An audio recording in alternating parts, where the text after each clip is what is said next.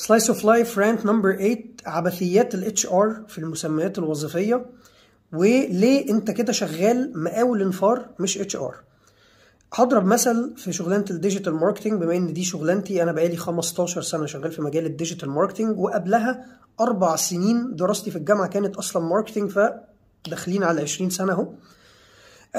بتلاقي الفيكنسيز اللي بتنزل سواء ديجيتال ماركتنج مانجر او سوشيال ميديا مانجر او سوشيال ميديا سبيشالست او بيرفورمانس ماركتنج او جروث هاكينج، هو بيلعب بمليون مصطلح.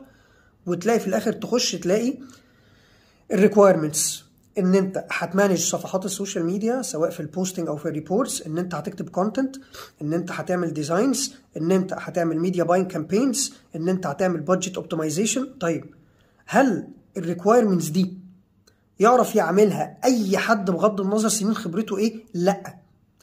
هل لو في حاجه منهم ما بيعملهاش ده معناه انه ماركتير فاشل؟ لا. هل كل المسميات دي محتاج يعمل كل الحاجات دي؟ لا. والاهم من ده كله كلمه مانجر اللي انت بتحطها دي، انت بتبقى عايزه فعلا مدير ولا انت بتترجمها ترجمه حرفيه اللي هي اداره منصات التواصل الاجتماعي فاذا ديجيتال ماركتنج مانجر؟ لا.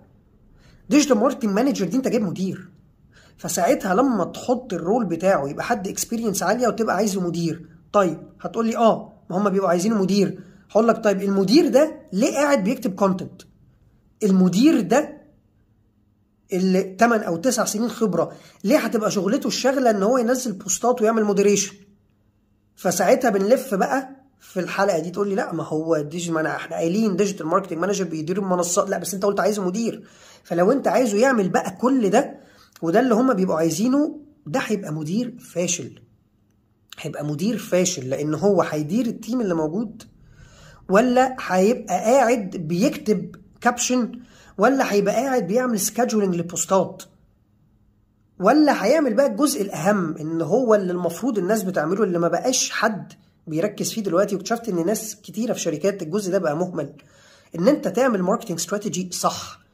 تقسم عندك استراتيجي سنه، عندك كوارتر استراتيجي، تبدا تحط اكشن بلان، تشوف الريسورسز بتاعتك، تعمل ريسورس الوكيشن، تحط البادجت، تبدا تديفاين التارجت اودينس صح، تبدا تشوف ايه الفورماتس اللي دلوقتي ترندنج، تبدا تشوف التون اوف فويس، تبدا تشوف البراند ايدنتيتي، الحاجات اللي احنا درسناها اللي دلوقتي بقت بتتاخد فهلوه وكلام كبير على الفاضي. لا الحاجات دي مهمه.